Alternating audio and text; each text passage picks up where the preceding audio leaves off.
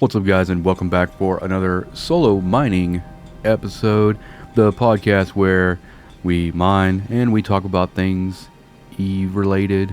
But today I want to talk about mining in general and kind of hopefully in this episode give a lot of guidance to either new players who are interested in mining or players who are kind of doing a lateral move to mining and things to consider. I want to talk about skills. I want to talk about logistics. I want to talk about resource acquisition in terms of manufacturing and also just liquidation, like selling ore. What's the best way to do this? And some of the things I've learned over the years and some guidance that I can hopefully give that'll allow you to not lose the stuff that you work so hard at mining. That is the kind of scope of today. And there's a lot of nuances. That's what I love about mining. And actually, that's what I love about Eve in general is there are so many nuances in different careers that you can play for years and years and years, and you still have the option, or you still have the ability to learn new things every day. And I think probably moreover than that, I am a big problem solver. And Eve is one of those games that allows me to be able to problem solve, being that I run spreadsheets for different things, calculating, simming, or, if you're even into PvP or PvE, optimizing fits, or especially mining, optimizing the way that you mine, the way you kind of utilize your game time, the time you spend in game, and then you get to kind of sit back and play the market and try to get the most ISK and reward for your actions.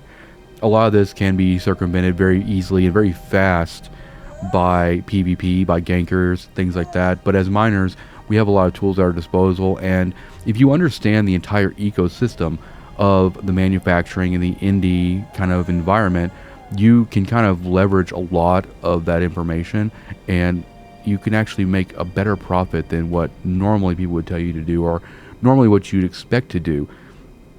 So we're going to go get started. I want to talk about skills. I want to talk about just kind of like the pipeline if you're starting a new character or if you're new to the game and you want to get into mining. The first thing is you're going to start off in like a starter system. These are going to be like 0.1 securities. Concord response time is like 6 seconds in those systems.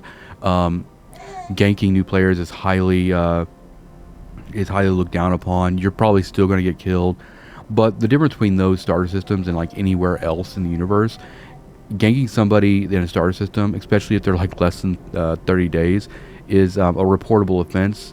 Doesn't mean it's going to get your ship back. Doesn't mean it's going to save you, but it does discourage a lot of the full-time gankers that go after miners specifically. I also recommend staying in the venture as long as possible, because the venture just as a mining ship is very evasive. It's very annoying actually as a PvPer to go after ventures, and a lot of people just don't do it. One, because you can put a warp core stab on that thing, and even if they try to scram you, just turn it on, and the venture has an inherent bonus to its warp core stabilizer. So just being a venture with a warp core stab makes it very annoying for a single tackle ship to really grab you. So even experienced miners will go into a low sec and things like that with a venture and be able to escape a lot of conflict just because the venture is just very dodgy. So as a new miner, being in a venture, maxing out that thing, I usually recommend to people to stay in it as long as you can. Don't get in a hurry, especially when you're looking at upgrading into things like the mining barges or the exhumers. It's more important actually when you're getting ready to go into like the procurer or retriever or any of the mining barges to consider not only you would initially think that like the first thing you do is like, oh, I just need better mining skills, I need better yield. Going into the mining barges and the exhumers, it's very important to start working on your shield, your tank, your armor, your hull, things that are going to allow you to get out of sticky situations. That's very, very important.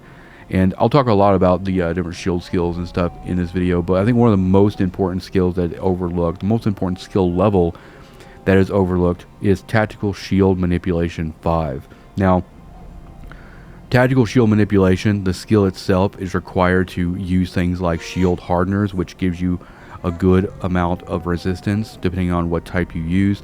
But the skill also has a secondary effect in that it helps prevent damage penetrating your shield when you're below 25%. And it'll decrease this by 5% per level.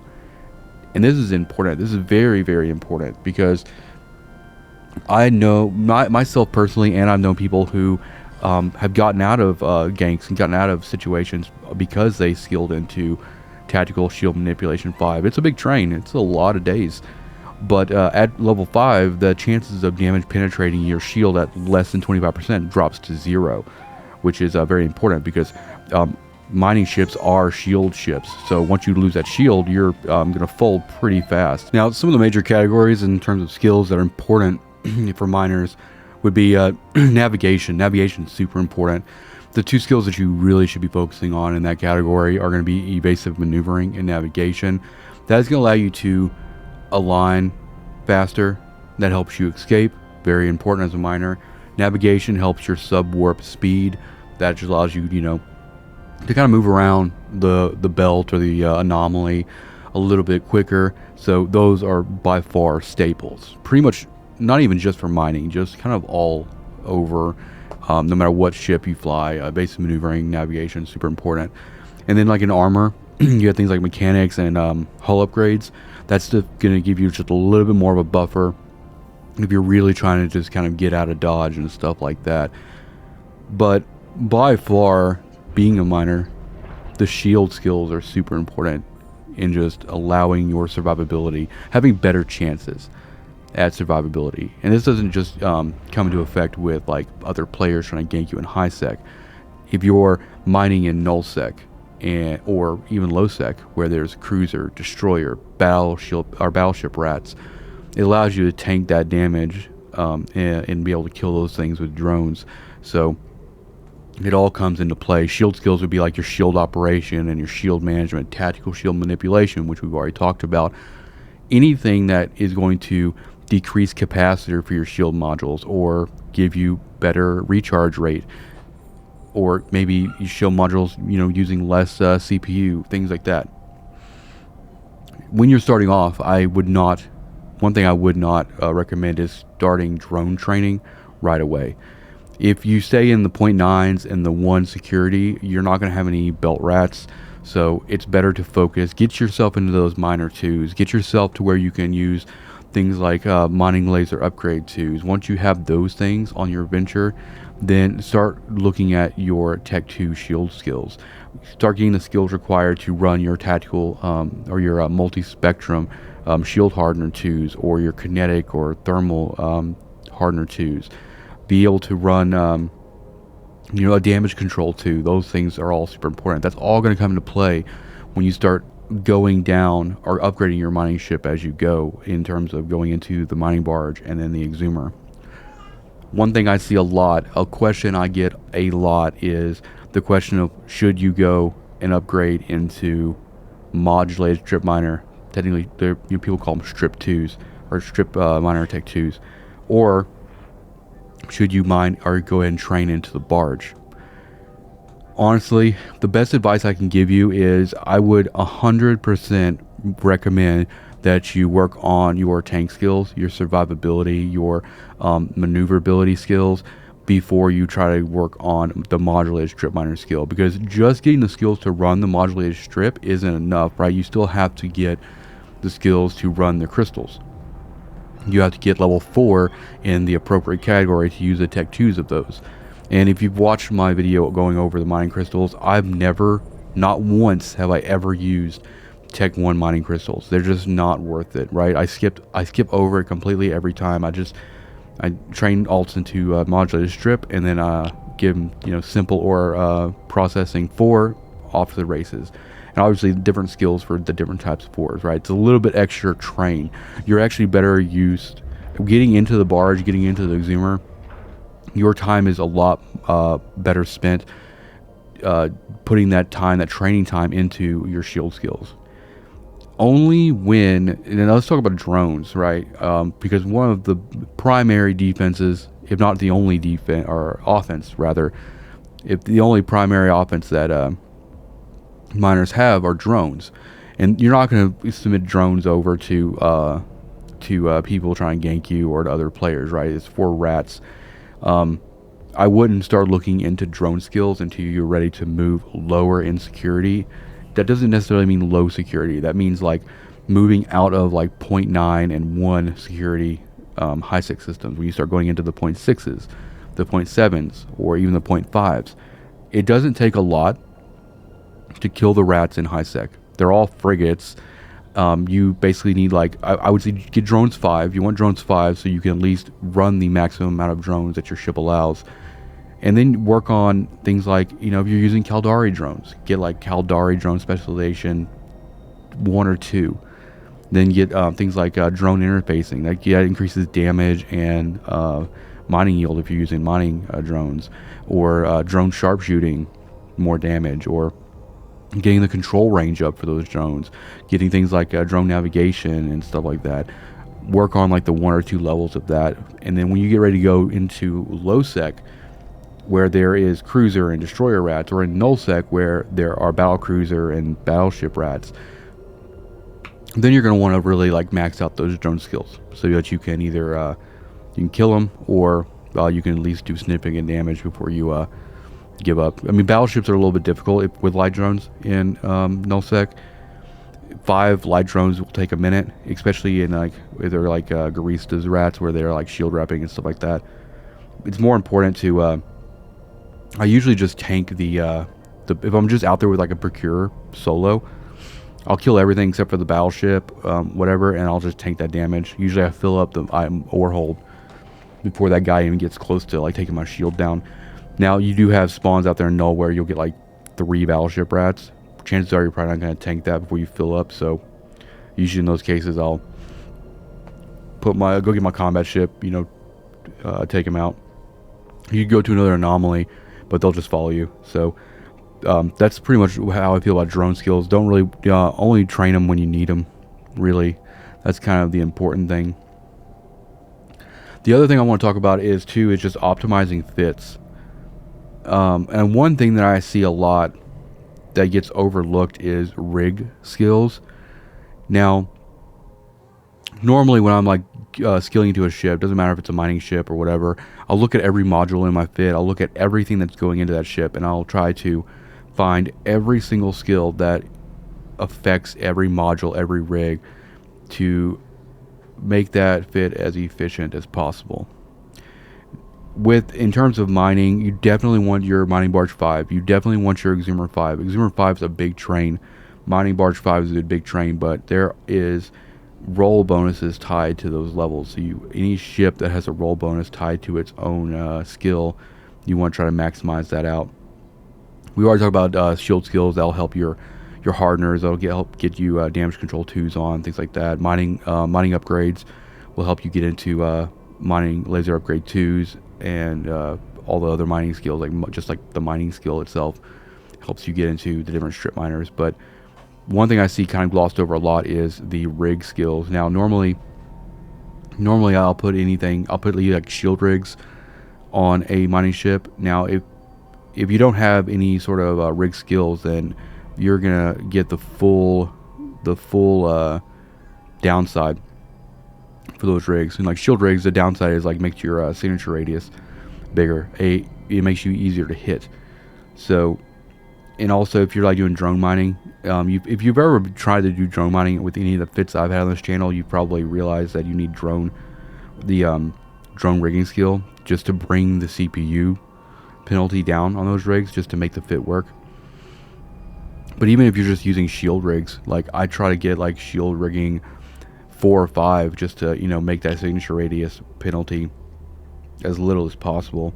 The next thing I want to talk about is a mistake that I see I hear about a lot of new people making, a lot of new miners making, and it's when they're trying to sell ore, when they're trying to like actually liquidate what they're mining into usable ISK and stuff.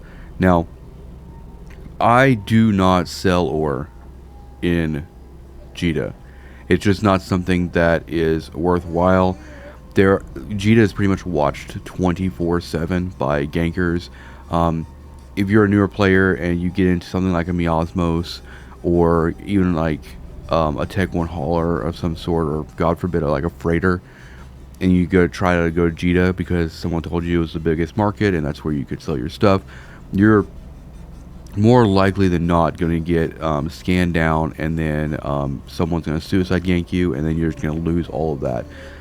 Fortunately for me, whenever I started playing, my corporation handled all of that stuff. I made all my money through buybacks, but then you're at the mercy of whatever the corp is willing to pay.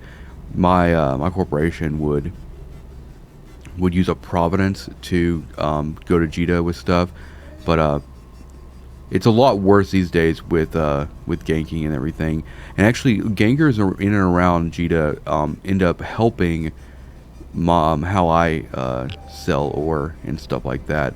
So it's one thing you have to like realize is JITA is an amazing market, but the supply of everything there is very, very high, which means that everything that you can either sell or buy with buy orders is going to be at the lowest price because of such a high supply.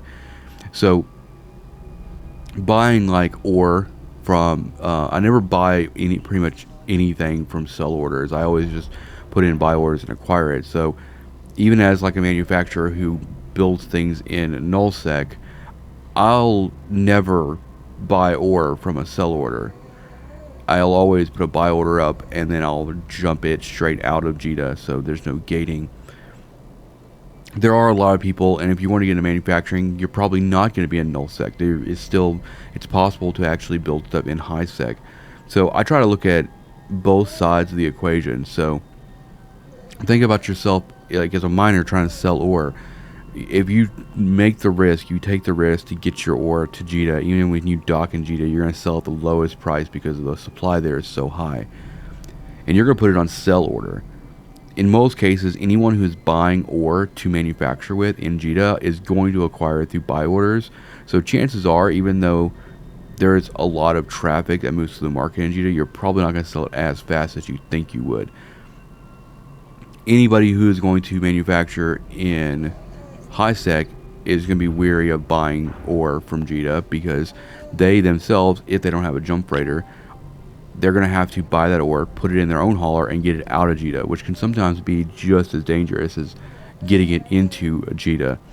So with all that being said, what I end up doing is I use the structure browser under utilities, and whenever I'm ready to sell ore, I look for engineering complexes in high sec, your Otarus, your Asbels, things like that, places that I know people are doing manufacturing from. I usually take an alt in a shuttle, something that travels fast, go out to that location, and then from there I kind of look at the market, see where the closest market is, and that's where I usually sell stuff.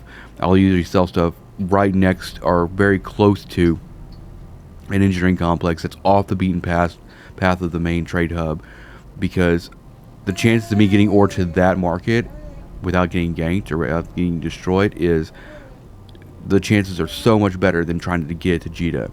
And also I can go a little bit above JITA price on that stuff if I'm coming closer to where people are building things, and put a convenience fee on there as well, because if you're a manufacturer that's out in their own Rotaru and somebody throws down a bunch of compressed ore at a market near you that's comparable to JITA prices, maybe a little bit more, they're gonna probably acquire your ore because it saves them the headache of actually going out to JITA. So what I try to tell new miners is, like, don't get wrapped up too much on trying to get your assets to JITA to sell them, because you can, and that's the same thing that goes with like when you're building stuff. Like when you build a product, when you build a ship, selling it in JITA is going to be the lowest value because the supply is so high. So if you're making popular T1 hulls, you're going to get a very low price for that item in JITA. But if you go out further out where people are using those, and like they really need it, they want to get it, they can acquire them faster without going to JITA and stuff like that, Like that's the reason like the heck market is so much more expensive than JITA, because the supply in that market is much lower than JITA. Now let's talk about actual hauling your ore and what ships you might use at any point during your mining journey. And when you're starting off, you're not going to have a whole lot of options. When you're extremely new to the game, you're going to have a Venture. In most cases, I would suggest the Venture filled with compressed ore will do very very well in speed getting things to market. You're not going to be mining a whole lot of volume anyway. But as you start like kind of scaling your operation, when you need to start looking at taking larger amounts to market, I usually don't recommend taking anything over 100 million worth of compressed ore to market. It's better just to do multiple trips a week than trying to stack a whole lot into a single ship, because then you just become a really big target. And in terms of like actual ships and hauling ships, any T1 hauler is going to be very, very suspect. It's going to be a high value target, especially if you're trying to sell in JITA. So that would be like your bestowers, or your sigils, or your badgers, or Terras and Galante. That's your Iterons. Miasmos is a huge target. People see a Miasmos, yeah, they're gonna scan you straight up. Or if you're a Minotaur, your Hoarders, your Mammoths, or your Race, things like that. I would say those are kind of like the intermediate kind of ships you use for hauling. If you sell in remote markets or close to remote manufacturing complexes, engineering complexes, you could probably get away with like things like the Hoarder or the Badger for a while, but at that point, it's actually probably better just, instead of training into like a T1 hauler, train into like a prospect. Go ahead and start training into like your cloaking skills, because a prospect can carry a significant amount of compressed ore, and you can have a lot of tools at your disposal, like a covert ops cloak and warp core stabs, or just whatever. A lot of options there. I mean, you can take 12,500 cubic meters out to market with that thing, or even the endurance. The endurance can carry 19,000 cubic meters, which is a lot.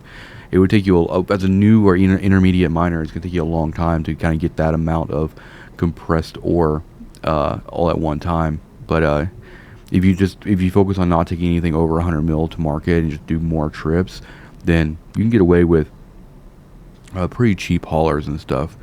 Personally, what I do is I use blockade runners. All my alts, every tune that I ever make, after getting like Magic 14, they immediately, before doing anything else, they get blockade runner training. I put them all in cranes.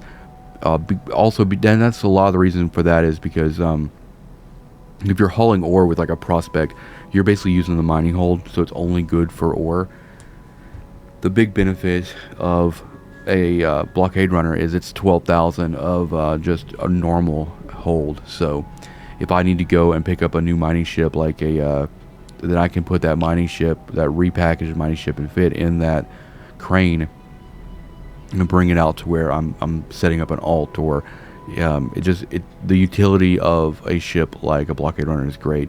And the thing about the blockade runner is it is immune to cargo scanning. So people who are wanting to pop you are going to be taking a risk, because you could either be carrying a lot of value or you can be carrying no value at all. But also you can fit like prop mods that allow you to accelerate how fast you can get into warp. Interdiction nullifier on that thing, you can get the covert ops cloak on that thing. They're very, very much worth it. And I would say probably is for any miner, having a blockade runner in their arsenal, in their fleet, is by and large a amazing addition. I know it's very very tempting to use a freighter, but freighters are just not a good idea. Not only does it break my 100 million value rule, but they're also very slow. And no matter where you're trying to fly a freighter in high sec, it's going to be a target, because it's very slow. It's an easy target, and it's not worth the cost of the ship. It's not worth putting that much ore in a ship that has very little defenses itself. You could arguably, if you're in a corporation with a bunch of other people, carry a fleet with you, but that's it's just not a good risk to take for value. I would say it's actually probably better and probably cheaper to put 5 characters all in Blockade Runner and carry a bunch of ore that way than it would be to try to get a normal freighter to market. And it's something that I will never recommend on this channel, for new miners especially. But I think overall, with everything we talked about in this video, as far as skills, as far as hauling, the different ways of thinking about offloading or liquidating your ore and stuff like that, the biggest thing to realize about Eve in general is it's a marathon. It's definitely not a sprint. When you're starting off, getting good at just the controls, getting good at the mining process, and then slowly thinking about good strategies and selling your ore, or maybe going into lower high sec security systems and getting a little bit better variety. And it's something that if you rush into anything in Eve, then chances are you're going to get taught a really fast and hard lesson in terms of PvP and ganking. A lot of my enjoyment in Eve is actually looking, like I said previously, problem solving, right? And figuring out more efficient ways to do certain things. But also, one of the biggest lessons that I learned very, very early on is Eve is a time investment. It is something that you're going to do, that you can plan something out for months and months or even years. And when you finally kind of settle on the idea that everything that is worth doing is worth the time investment and worth doing right and efficient, and it's kind of like the tortoise and the rabbit kind of thing, slow and steady wins the race and stuff. But that does not account for freighters. Freighters are slow, and but they don't usually win the race. They don't actually usually finish the race in most cases. But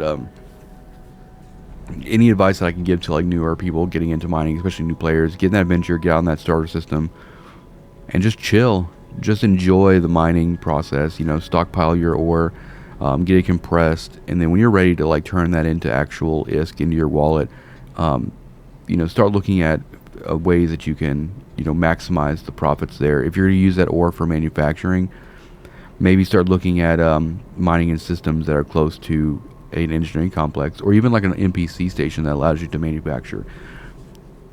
The taxes are going to be higher, but it's still possible. I've done manufacturing in high sec in NPC stations, because in most cases a player citadel, a player engineering complex, is going to have taxes as well. And if you're not in the corp, if you're not on a certain list or access list, then you're probably going to pay pretty close to what an NPC station would. But I would not, I would absolutely not do any manufacturing in JITA itself. Its tax is insane, because a lot of people do manufacturing in JITA and drive that cost way, way up. So in terms of just getting into mining and understanding how the ecosystem works, the further you get out from JITA, the better your prices and the better your margins can be. Anytime that you decide that you're just going to either you're going to sell or buy stuff from JITA, then you're going to pay the lowest. JITA is amazing. Like, don't get me wrong. For acquiring items, it's going to be the cheapest place to get stuff. And one of the biggest things that I disagree with in the game is the fact that everything is judged based off of JITA price. Like, even especially in it becomes especially apparent in like nullsec, when I'm out there making like PI and I want to sell it locally. I don't want to sell it in JITA, but people are expecting to buy it at 90 or 95% JITA, and I'm like, well, we're not in JITA. Not only is like PI very, very heavy, and that's, I do make quite a bit of money putting stuff on the market out in nullsec, but most of the time, if you try to contract stuff to people, they're so they're so used to pricing everything on the JITA market that getting a contract to somebody is for a favorable price, for a competitive price, is going to be very, very difficult. But when you put it up on a market, people look at the market, they're like, oh, okay, yeah, it's already here in our null block. There was probably some logistics, and stuff like that, and chances are if they're in a pinch, they'll buy it.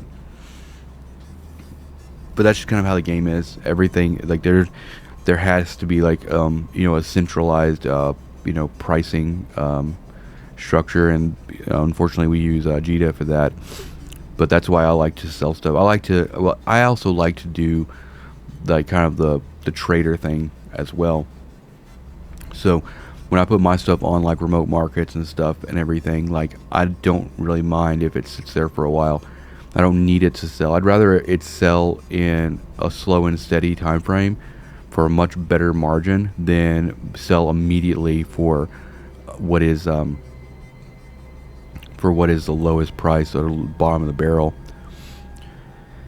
The other thing I'll say about JITA too is, it's like, even if you're trying to do buy orders and you're trying to do sell orders and stuff in JITA, like, you're dealing with a lot of bots in that system. A lot of people using automated third-party software to scan the market to automatically undercut you on buy orders, undercut you on sell orders, and that can become really, really annoying, especially if you're in the mindset of like, okay, I don't need to sell this ore or this item or whatever immediately. I'd rather just put it up. But even if you put it up at your price and you're like, I'm just going to put it up at my price and wait for the market to come back around to me, the amount of automation and the amount of bots going on in JITA makes it almost impossible. Because everybody else that's coming into that system who are going to be selling, and they don't care about the profit margins and stuff like that, are going to be eating those prices that undercutted you. So it's going to make it really difficult for the market to kind of like reach you. So if I'm going to spend X amount of time battling bots in JITA and trying to like make sure that my stuff sells, I might as well just go sell in a remote system where that stuff shows up in the regional market. People will fly not too far from where they're going to use the item and buy it. It's a lot more rewarding, I think, and it also kind of plusses up a lot more remote mining communities and manufacturing communities across HiSec. I find it just being it's a little bit better in terms of that. But yeah, I mean, people like to really complain about gankers and stuff in and around JITA, but like, if gankers didn't exist, then everybody would just be like, yeah, just sell it in JITA. You can't get destroyed if you go to JITA. Just doesn't matter if it's a low price or whatever. Just if getting your stuff to JITA and selling at a lower price was a guarantee, then it probably would be beneficial. But it's like risking losing everything just to get to a market that sells at the lowest value. Nah. So that's how I look at it. Gankers like to think that they take advantage of miners, but gankers also play a huge part in us making a huge profit in HiSec, because their existence just further exemplifies the fact that we can go outside of their normal farming areas and make a killing, all because we're capitalizing on the convenience for those manufacturers and stuff like that. The guys who want to go out and build stuff, buy their ore and build stuff, but also don't want to get ganked going into in and around JITA and grabbing stuff. So you can see it's a very symbiotic relationship in terms of miners and PvPers and HiSec. And as long as you're not the new guy that's just putting everything in a miasmos and flying to JITA and hoping for the best, and a lot of that has to do with just not having the knowledge. Those are the guys that are like kind of keeping those gankers around JITA and those gate camps kind of going, because there's always nice targets for them to be had. But obviously, if that's the thing is, I also understand that not everybody is going to do things like I do. If everybody sold and did ore and did things like I did, then there'd be nobody going to JITA, and the gankers would just move on and they'd start looking at other places, right? But the other reason I like selling in remote markets too is because it allows me to actually travel into different areas all around HiSec instead of like staying in one spot.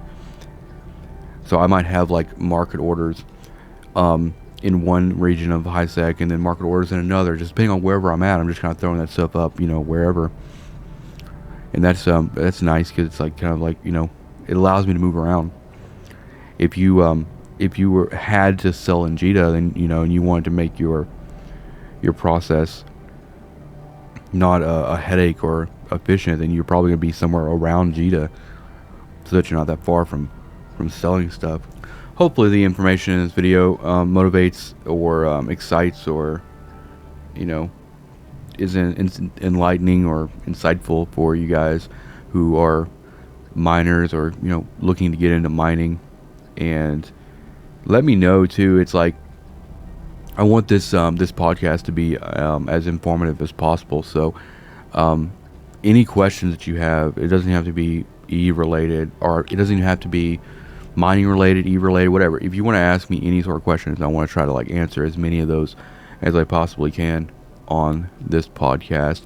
And really, in the past, what I've done is I've asked people to just comment on the video and for their questions, and I would just address that in future episodes. But I think that we're going to try something different, just make it easier for me to track people's questions. So if you have a question that you want me to answer on the podcast, join the channel Discord, which that link is in the description, and then just shoot me that question in a DM from there. I probably won't respond to your message, but it's a way for me to kind of like have one spot that has a bunch of questions. That way when I get ready to record the next podcast, I can just kind of go down that list and just answer as much as I possibly can, and then hopefully we can cover a lot more topics that way. Maybe there's a more common newer player questions that I kind of gloss over that I can hit and things like that. So that's really kind of my motivation here moving forward, and I want to get back to doing the podcast about 5 days a week. So usually what that's going to be is I'm going to try to do starting next week, hopefully start doing a episode every day, Monday through Friday. I usually take the weekends off because just it helps to take a break and kind of spend time with family and do all that kind of stuff. So by all means, if you have questions, like I would love to answer them. Just join that Discord, hit me up with a DM, and then when I start seeing a lot of questions, I'll go and I'll record that next podcast, answer as much stuff as I can, and hopefully help a lot of people out who are getting started and stuff. But if you're like me and you love industry, manufacturing, all that stuff, there's a lot of nuance to it. There's a lot of complexities. I love talking about it. I love, helping people out, getting started, and anything that I can do to kind of make your guys' experience more enjoyable, more efficient is a win in my book. And that has been my goal with this. And I'm probably going to start leaning real heavy on this podcast and stuff like that in terms of my main focus, because I think that you guys, from what I've been able to tell, I think you guys, kind of like the format here. I've been doing about 30-minute episodes lately, but I'm hoping that you guys ask a lot of questions and stuff like that. We can I want to try to get these to be about an hour or so a day. So hopefully we can really kind of get the discussion up and running. I'm also kind of thinking about maybe like taking it to the live side of things. So maybe in the future, after collecting a bunch of questions, collecting a bunch of topics, using the live streaming on YouTube to kind of record these and get a little bit so you guys can kind of watch live and stuff like that. I really don't know. It's been many years since I've actually streamed, mostly due to just scheduling and just kind of not really having the ability to just kind of sit down for an extended amount of time and just kind of do something like that. But we'll see how it goes. But, you know, like always, thank you guys for watching. And we're going into the weekend, and we're going into the holidays. So hopefully everybody has a good December and all of that. We got Winter Nexus coming up pretty soon. We got Vanguard First Strike coming up pretty soon. And the other thing is we have the new launcher getting shot out on the 7th. So we have about a week left with the old launcher. It's and the old launcher will sunset on that date as well. I specifically asked CCP about that. So the new launcher is going to be definitely something to get used to. If you're not a big fan of change, it's going to be, and you're very used to like the old launcher, it's going to be something to get used to. As far as it is right now, I don't know about you guys, but I use the account labels on the old launcher just to help label and put notes on stuff. That is not a feature that's in the new launcher. I've asked CCP if either account labels or character labels will be added, but jury's still out on that. But if you haven't already, get that new launcher downloaded. Start getting those accounts logged in, making sure you're good to go, because once that new launcher goes live, the old one's just going to stop working. So thank you for watching. Hit the like button, hit the subscribe button, and I'll see you guys in the next one. Peace out.